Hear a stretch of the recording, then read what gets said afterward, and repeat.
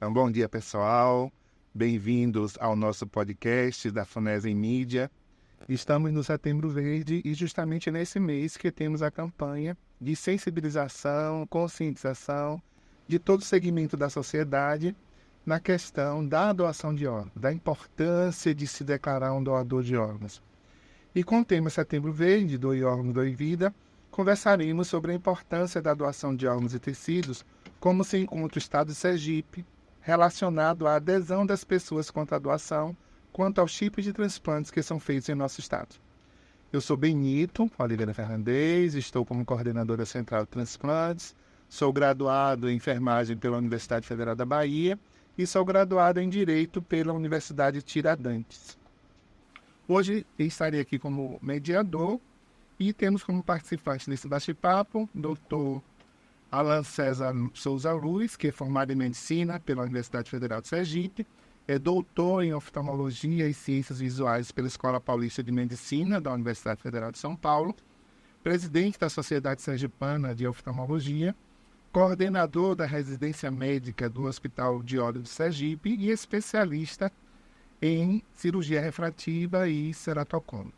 Também estamos aqui com a enfermeira Daciana Costa Lisboa, que é especialista em urgência e emergência, especialista em saúde da criança e do adolescente e coordenadora da Organização de Procura de Órgãos de Sergipe. Então sejam todos bem-vindos. Uma alegria muito grande tê-los aqui para a gente ter esse bate-papo. É importante a gente desmistificar o processo de doação de transplantes, né? As pessoas ainda carecem muito dessa informação. E vamos falar um pouco, brevemente, sobre a nossa campanha Setembro Verde. Então, Setembro Verde é uma mobilização nacional, né? A Associação Brasileira de Transplante de Órgãos estabeleceu esse mês, né, como uma mobilização brasileira, e Sergipe está aí também junto com a campanha, intensificando, né, nossas atividades nas escolas, igrejas, associação de bairros, junto com a mídia, e encerraremos a nossa campanha no dia 12 de outubro com a Corrida pela Vida. Então, gostaríamos de convidar todos para estarem juntos nessa mobilização. Eu queria saber de Daciana primeiro, quem pode ser doador e quais são os tipos de doadores. É um prazer também estar aqui falando de um assunto tão relevante e importante para a sociedade, que é a doação de órgãos. Então, quem pode ser doador? Todo aquele que vier morrer de morte cefálica, né, ele pode ser doador de órgãos e tecidos. E pode ser também o doador vivo, né, intervivos, que ele pode fazer doação de rim, uma parte do fígado e outra parte do pulmão, né? E o doador morto, que é o de morte cefálica, o paciente que venha morrer por morte cefálica, ele pode estar doando rim, fígado, coração, pulmão, pele, córneas e pâncreas, né? E Ana, nós temos mais algum tipo de doador, além do doador em morte encefálica? Nós temos, em relação, só citando aqui a Daciana, bom dia a todos, né? Que a córnea tem esse privilégio de se poder captar 6 horas após o óbito, né? Isso é um privilégio muito grande, né? E facilita muito a vida aí da central de transplantes, do banco de olhos, né? É diferente de um transplante de coração, não é? Transplante hepático, né? Que tem que ser aquela agilidade toda, aquele corre-corre, tem que transplantar na hora, não é? Que é diferente. Então a córnea tem todo esse privilégio, que é um privilégio que vai nos facilitar muito esse processo, né? O processo de estar junto com a família, da abordagem, da captação, porque permite que tenha esse tempo hábil para tudo isso, né? Então, nós temos o doador vivo, como disse Daciana, que pode doar, né, parte da medula óssea, parte do fígado, parte do pulmão, um dos rins, né? A lei, ela divide esse doador vivo em 2 categorias, né? O doador vivo relacionado e não relacionado, por uma questão de coibir, né, o comércio de órgãos. Então, o legislador entendeu que se eu for doar um rim para um parente próximo, eu vou querer apenas que ele fique bem, né? E o doador vivo não relacionado, há necessidade de uma autorização judicial. Já o doador falecido também é subdividido em doador falecido com coração parado, aquele óbito que acontece mais, né? Que a gente já conhece esse tipo de cadáver que tem um coração parado, que pode doar as córneas até 6 horas depois da parada cardiorrespiratória. No entanto, a lei estabelece a necessidade de uma autorização familiar. Então, cônjuge ou parente até segundo grau é quem vai autorizar essa doação. Como o doutor Alan falou, né, é um óbito que acontece mais vezes, isso facilita muito, né, o transplante de córnea, uma vez que toda hora corpos dão entrada na ML, as melhores córneas estão lá no Instituto Médico Legal, que são pacientes que morreram de acidentes, né, então não tinham nenhuma comorbidades, e a gente espera que a gente consiga zerar a nossa fila. E o doador falecido com o coração batendo, que é aquele que tem um diagnóstico de morte cefálica, e essa é a nossa grande dificuldade das pessoas entenderem como é que você tem um cadáver que ainda tem um coração batendo. Então, a perda do conteúdo do crânio, ou seja, do encéfalo, ela é incompatível com a vida. A gente vê aí as pessoas na rua sem braço, sem perna, mas sem cabeça não pode estar vivo. Então, por isso que a pessoa é declarada morta e tem a oportunidade de doar esses órgãos. É importante aqui, Benito, também citar o seguinte: a doação praticamente é o familiar que faz. Exatamente. Você não tem como deixar por escrito, não é uma doação compulsória. Né? Então você tem que informar os seus familiares, as pessoas têm que saber que você é doador, porque naquela hora é o familiar próximo que está ali, que vai decidir. Né? Recentemente eu atendi um paciente que ele tinha indicação para transplante, e na hora que eu comecei a falar e indiquei o transplante de córnea para ele, porque quando ele chega para mim, praticamente lá no hospital, como já tem muito direcionamento, ele já sabe mais ou menos o que é transplante. Né? Então não é o primeiro impacto da palavra transplante. Mas ele começou a chorar copiosamente. E eu comecei, ele está chorando mais do que deveria aqui, né? Aí eu comecei a perguntar com ele, não, porque meu irmão faleceu há 10 anos e eu fui contra a doação. Eu não quis doar. Minha mãe chegou 1h30 depois e autorizou, mas eu não queria. E hoje eu estou precisando. Então bateu muito a consciência dele ali. Então é o familiar que decide ali na hora. Então você precisa deixar a família informada que você é doador, da importância da doação. Por isso o Setembro Verde é tão importante, né? Essa conscientização de ser doador. E né? esse ponto, Ana, que você tocou aí, é muito importante alertar as pessoas que qualquer pessoa pode precisar de um transplante, né? Verdade. A gente não sabe o que vai acontecer com a gente daqui a pouco. A única certeza que nós temos é que um dia nós partiremos, nós não pertencemos a esse mundo, uma hora a gente vai morrer. E o que fazer quando a gente morrer? Por que não doar os órgãos, uma vez que com a morte o corpo vai se decompor e a gente não vai estar beneficiando ninguém? E então, é por isso que a OPO também faz esse trabalho com a equipe de estar acompanhando os familiares. Né? Uma vez que o paciente é diagnosticado, é notificado para a gente com morte cefálica, a gente acompanha a família durante todo o processo, porque o entendimento dela é muito mais difícil, né? É o que o Benito acabou de falar. Saber que um coração está batendo, está respirando, mesmo de forma artificial, é muito mais difícil para ela entender do coração parado, né? Uma vez também, o coração parado, as pessoas têm dúvida no IML que o paciente, né, o cadáver lá não identificado, ele não doa, né? Que eles perguntam sempre para a gente, então tem que ser identificado e a família tem que autorizar. Isso, hoje a gente tem uma facilidade, né, que é a questão da autorização eletrônica de doação de órgãos, então as pessoas podem acessar o site e preencher, né, essa declaração, mas ainda só tem um valor simbólico. Isso é só para a gente mostrar à família que aquela pessoa tinha esse interesse, mas como o Dr. Alan bem disse, é o cônjuge ou parente até segundo grau quem vai autorizar essa doação. Daí a importância da gente estar conversando com os familiares, com os amigos, né? Esse nosso desejo. Então já ficou claro aqui quais são os tipos de doadores que nós temos: doador vivo e doador falecido. Como é que o médico identifica um potencial doador e como proceder após a constatação da morte encefálica? Então, toda vez que ele recebe um paciente, né, em Glasgow 13, ou seja, o paciente não responde a mais nada, né, nenhum comando, ele notifica para a gente da OPO. A gente passa todos os dias nos setores, não só no hospital de urgência, né, mas toda a rede pública e privada do estado de Sergipe, e a gente passa a acompanhar esse potencial doador. E aí é feita uma tomografia também que identifique e que constate lá que ele está em morte encefálica, e tanto a OPO quanto o setor em que o paciente está internado começa a acompanhar. São feitos também exames clínicos, né, para constatar essa morte cefálica dele. Então a gente segue todo esse processo, todo esse protocolo. É feito 2 exames clínicos e um exame de imagem também, que é o exame complementar, Os exames clínicos e o teste de apneia tem que ser feito por 2 médicos diferentes e que sejam capacitados também para diagnóstico de morte cefálica, e é feito o exame de imagem para que se dê o protocolo fechado. E aí, durante todo esse processo, a gente vai passando para a família também, né? E para a equipe do setor. Uma vez fechado o protocolo, a gente acolhe a família e dá a oportunidade que ela aceite a doação de órgãos. E como é que a gente faz para manter, já que o paciente está múltiplo, ainda tem um coração batendo, mas como é que a gente mantém esses órgãos viáveis para o transplante?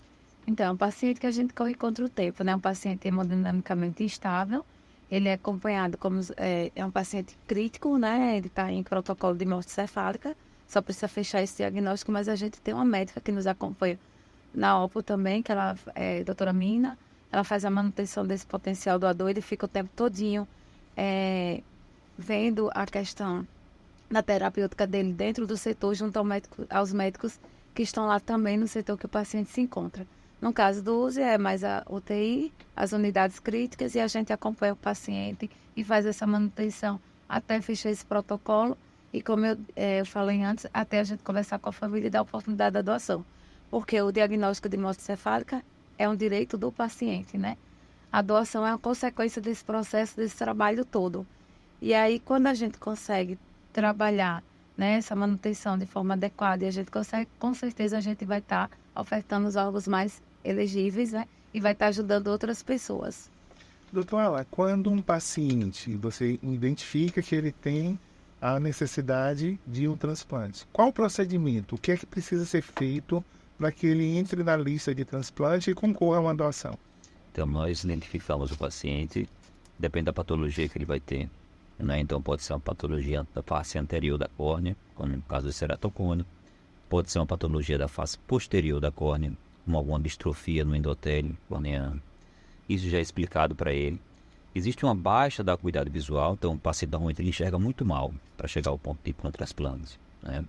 Ele já chega sabendo que já passou por outros médicos e o médico disseram, olha, não tem jeito, é transplante. Então já chega para mim numa situação quase que terminal, não é isso, em termos de visão, né? Então nós orientamos ele a trazer os documentos, a documentação, né, porque vai ser enviada para a central de transplantes, né?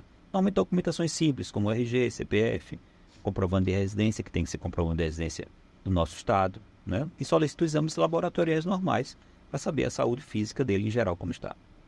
A partir daí, ele vai ser inserido dentro do sistema da central de transplantes e vai aguardar chegar o seu momento do transplante.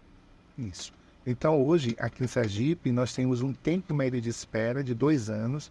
É muito tempo para quem não está conseguindo enxergar, uma vez que a córnea ela pode ser captada com um cadáver já com o coração parado, né? Como já foi dito aqui, até 6 horas, e depois da parada cardiorrespiratória, mas a gente precisa da autorização da família.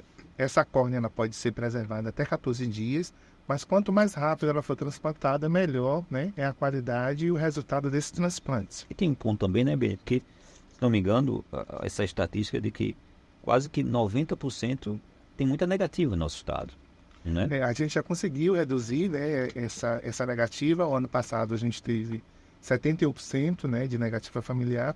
Esse ano a gente já está em 53%. Então a gente melhorou. Melhorou muito a abordagem, aumentou, né, muito a questão da autorização da família.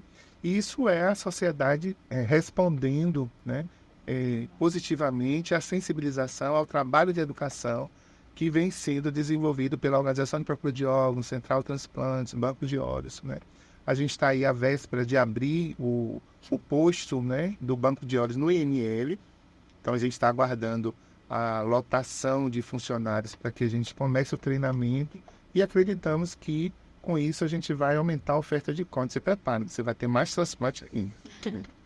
Então, como funciona a Organização de Procura de Órgãos aqui no nosso estado? Então, a Organização Procura de Órgãos, ela está lá no USE, né, fisicamente, mas a gente está ligado à Central Estadual de Transplante, também ao Banco de Olhos, né, trabalhamos juntos. Temos a equipe de enfermagem que trabalha 24 horas por dia, uma equipe médica de cirurgiões que fazem parte do processo de captação. Temos a equipe de neuro, como eu falei, tem um médico da manutenção. Então, assim, todos os dias os enfermeiros da OPA passam pelos setores críticos, por todos os hospitais, para saber se tem algum paciente com Glasgow 3, que é o paciente que é notificado para a gente e a gente passa a acompanhar. Uma vez notificado, a gente passa a acompanhar todo esse processo, né? Até a abertura do protocolo, fechamento desse protocolo, acolhimento a essa família. E aí vocês falando sobre a negativa. Esse ano também está nos entristecendo, apesar de termos aumentado a positividade, mas o mês de agosto foi um mês bem negativo. Fechamos 12 protocolos com 8 negativas, familiar. Isso entristece a equipe, mas assim, como diz Benito, com a ajuda da sociedade, de vocês, da imprensa, de todo o trabalho que tem sendo feito, é o que a gente espera mudar. Então, quando a gente tem muita negativa também, a OPA a gente conversa com o Benito, a gente começa a capacitar os profissionais para ver se tem alguma coisa, erro nosso, ou se é da própria família que não está entendendo o processo, tá? E a gente começa a mais sensibilizar a população, porque eu acho que a resposta positiva é sensibilizar a população para o processo, que entenda o processo de doação de órgãos, que ele é um processo sério, a política do nosso país é muito séria, a gente segue, né, toda a lei, tudo à risca, a gente tem também o apoio do Conselho Federal de Medicina, né, que faça tudo de forma correta. Então, assim, que a sociedade entenda que a doação de órgãos é um processo bom, faz bem. Eu acho que tudo que você faz de bem para a sociedade volta para si. É isso que a gente tem que passar para a família doadora. Então, a negativa, ela oscila muito, né? Isso. Então, o processo de conscientização, de estar na mídia, de estar conversando sobre isso, tem que ser constante. Isso. Né? Porque quanto mais nós conversarmos a respeito, mais as pessoas vão ter essa conscientização e mais vão ter a positividade em aceitar a doação, né? Não tem, né? Nós estamos com o paciente em acompanhamento e na identidade dele tem que ele era doador, né? E aí a irmã disse assim, qual a validade? Ela perguntou para mim, ele tem doador na identidade, validade nenhuma do documento, mas de vocês aceitarem o que ele queria em vida, que é ser, né? Que é ser doador de órgãos. Ela disse, veja como é difícil. Eu disse, mas você tem que respeitar a vontade. Se ele botou na identidade, é porque ele quer ser doador. Ela disse, então, vou conversar com minha mãe. Acho que deve ser respeitado. Então, assim, talvez esse certificado de boa vontade nos ajude também, porque a gente vai ter acesso, né, Benito? Na hora do acolhimento, da entrevista familiar, e a família esteja ciente que em vida ele era doador. Talvez nos ajude muito no processo da entrevista e que aconteça o processo de doação. Sempre que a pessoa ela sinaliza de algum modo para a família que ela tem o desejo de ser doador, isso facilita muito a decisão da família em autorizar a doação, né? É por isso que a gente insiste, né? Converse com seus familiares, converse com seus amigos sobre a importância de se doar órgãos. Como bem disse o doutor Alan, no caso do paciente dele, que teve a morte do irmão e que foi contra, que hoje está na situação de precisar de um transplante. Então pode acontecer com qualquer pessoa, né? E quando a gente morre, o nosso corpo não tem mais serventia para a gente nem para a nossa família. Então a pergunta e o questionamento é, por que não doar, né? Doutor Alan, quais são hoje as técnicas de transplantes que nós podemos realizar em relação ao transplante de córnea? Bem, basicamente existe o transplante convencional, que nós costumamos chamar de transplante penetrante, onde eu removo todas as camadas da córnea. Existe o transplante lamelar anterior, quando você vai remover só as camadas anteriores, quando aquela doença que está afetando a córnea acomete só as camadas anteriores. E o transplante lamelar posterior, quando é uma doença que só afeta a camada posterior da córnea. Os transplantes lamelares, eles vão resolver um problema específico da córnea, quando a outra parte da córnea é saudável. Se você tem um problema que acomete toda a córnea, você precisa removê-la por completo. A vantagem do transplante lamelar é porque é um transplante, como um transplante menos tecido, então a chance de rejeição é muito menor. Então essa é a grande vantagem do transplante lamelar. Mas enfim, independente do tipo de transplante, o transplante de córnea é o que tem mais sucesso entre todos os órgãos e tecidos do corpo humano. Então a chance do paciente voltar a enxergar é muito grande, né? Claro, se houver outras comorbidades, mas sendo um problema da córnea, a chance de voltar a enxergar é muito razoável, é muito grande. Então você vê pessoas que estavam realmente sem enxergar e que vão voltar às suas atividades, né? Se não me engano, tem um resultado de uma pesquisa recente que mostra que quase que 40% das pessoas que estão na fila nacional, elas se encontram ali entre os 30 e 60 anos de idade. Ou seja, são pessoas economicamente ativas, são pessoas que estão paradas muitas vezes na vida porque estão sem enxergar direito. né? Não é como, por exemplo, aquela situação de um paciente que tem catarata ou tem um glaucoma avançado, que é uma pessoa de 60, de 80 anos, que já viveu a vida toda, que já construiu a vida toda. Um transplante de córnea, de forma mais grave, afeta pessoas ali, doenças, né, que vão precisar de um transplante, pessoas economicamente ativas. Às vezes pessoas de 20 anos de idade, de 30 anos de idade, e que estão sem enxergar, esperando a boa vontade, né, um gesto de amor, de uma doação, para poder voltar a viver. Não falo nem voltar a enxergar, é voltar a viver. Porque se você não está enxergando bem, você não consegue trabalhar adequadamente.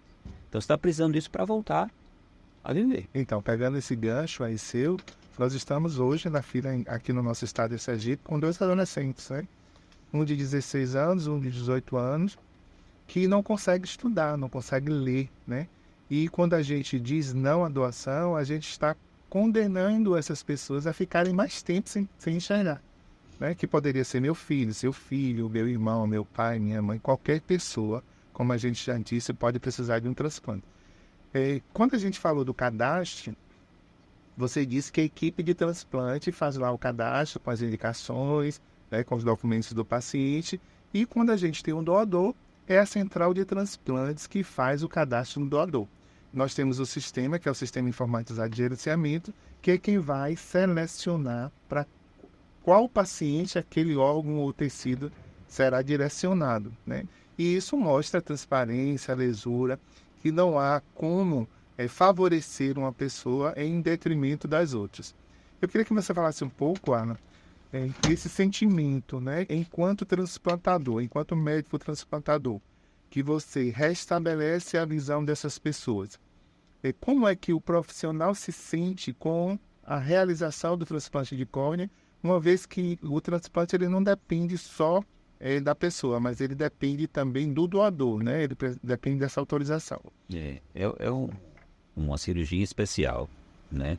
Tanto na sua formação, né, que às vezes demora mais tempo, você tem que se dedicar mais tempo, né? De forma particular, assim, eu fiquei 3 anos fazendo uma especialização em transplante de córnea.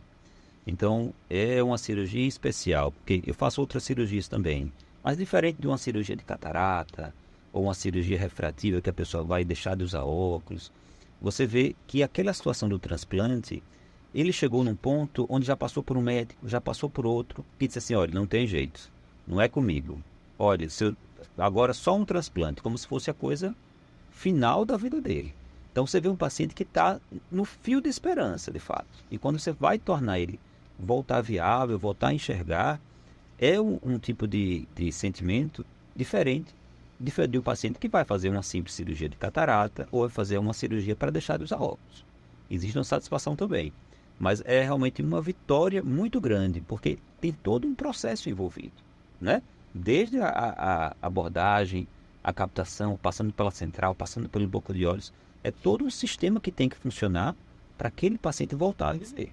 Então, exatamente, é uma cirurgia diferente. É exatamente essa questão, porque nas outras terapias, na catarata e outros procedimentos, basicamente depende do profissional e do paciente. Isso. Mas o transplante não. Além do profissional, além do estabelecimento, ele precisa de um doador, né, que é a mola propulsora desse processo. Sem o doador, o transplante não acontece. Então, fazendo um resumão, né, rapidamente, nós temos 2 tipos de doador: o doador vivo, doador falecido. A lei ela dividiu o doador vivo em 2 categorias, relacionado e não relacionado, para evitar o comércio de órgãos no Brasil. O doador falecido também é dividido em doador falecido com coração parado, que é aquele cadáver que nós conhecemos, que pode doar as córneas até 6 horas depois da parada cardíaca, mas precisa da autorização da família. Já o doador falecido de órgãos é aquele paciente que ainda está no ambiente hospitalar, ele está no suporte avançado de vida, é aquele paciente neurocrítico, né, que infelizmente não tem mais o que ser feito por ele, a não ser o diagnóstico da morte, e ele pode ser doador de órgãos, doador de coração, de fígado, de rim, de pulmão, de intestino, de pâncreas, de pele, de osso, e o cadáver não pode ficar deformado. Isso é muito importante a gente ressaltar isso aqui. Então, a gente finaliza, né, fazendo esse apelo. Eu peço que vocês aí façam as considerações finais, doutor Alan. Em relação ao nosso sistema de transplante de córnea, né, hoje está funcionando realmente de forma exemplar. Então, tenho a agradecer a vocês né? Da OPA, da Central de Transplantes, do Banco de Olhos, da doutora Ana Carla, né? Porque assim, é um sistema que está funcionando de forma muito harmoniosa, né? E que está funcionando a ponto de da gente não ter que precisar uma pessoa sair do nosso estado para fazer um transplante de córnea fora. Que nós consigamos realmente nos abastecer de doações, nos abastecer de esperança, de amor por parte dos doadores, das famílias. Porque hoje, se nós conseguirmos zerar essa fila de transplante, né, para o final desse ano, para o próximo ano, nós vamos fazer uma coisa assim, inédita em nosso estado, né, para as pessoas não precisarem procurar outro lugar, tendo um estado tão pequeno que pode ter nossa fila reduzida ou mesmo zerada. A nossa meta é em 2025 zerar a fila de córnea, né? E as suas considerações finais, né? Então, aproveitando aí, a gente não está com a equipe ainda no IML, mas nós acompanhamos também o IML. Passamos lá todos os dias, né? Na busca dessa família e dessa córnea para ajudar também as pessoas. Os pacientes de morte cefálica é muito mais difícil porque a família demora a entender o processo, né? Mas nós acompanhamos essas famílias, que as famílias digam, mas sim, existe, né, 63 mil pessoas hoje na lista de espera também, que é angustiante. O trabalho é feito com muita seriedade, né, e que a população abra, sim, a mente para a doação de órgãos no estado. E outra coisa também que acontece muito, que você falou, é que o corpo fica íntegro. A gente deixa isso bem claro para a família. O paciente vai para o centro cirúrgico de forma, né, respeitada, é um paciente que se tivesse uma cirurgia normal como outra qualquer, né, Benita? A gente entrega esse corpo íntegro, a gente acompanha até a entrega do corpo para a família, que é mais negativa que a gente tem em relação ao corpo íntegro, e de córnea também. É porque vai ficar o rosto dele deformado, não vai. A gente mostra que não, e que bom que o transplante de córnea acontece no nosso estado. É o que a gente vem lutando para que aconteça também o de rim e o de fígado, e a gente espera que realmente agora comece a acontecer agora em setembro, porque todos os órgãos que são captados aqui, todas as doações, embora o nosso paciente aqui tenha prioridade, mas acaba indo para outros estados, né? Porque é mais difícil essa dinâmica, então a gente está lutando aí junto ao governo, Hospital Cirurgia e toda a sociedade para que aconteça no nosso estado. E que as famílias digam sim, conversem em casa, conversem com seus filhos, os filhos também conversem com o pai sobre a doação e diga que é doador de órgãos.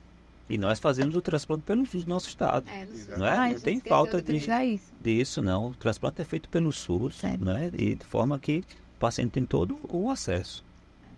Então, a gente tenta, né, dentro do possível, mobilizar todo o segmento da sociedade. A participação do profissional de saúde nesse processo, ela é muito importante no quesito acolhimento familiar. Entendemos que o momento da partida é um momento muito difícil para a família, mas é a oportunidade que nós temos de estar ressignificando esse momento de dor, de tristeza, no ato de amor e solidariedade. Então, nós gostaríamos, né, em nome da Fundação Estadual de Saúde, a FUNESA, né, agradecer a rica participação de Dr. Alan, de Daciana, nesse bate-papo. Agradecer a toda a direção da FUNESA, né, que nos proporcionou esse bate-papo. Então, é isso aí, gente. Vamos conversar sobre doação, vamos deixar claro o nosso desejo. Participe você também. Nós pedimos sempre a Deus que nos livre, né, dos perigos, das doenças, mas a gente não sabe o que vai acontecer com a gente, se a gente vai precisar de um transplante. As pessoas pensam que são doenças complexas.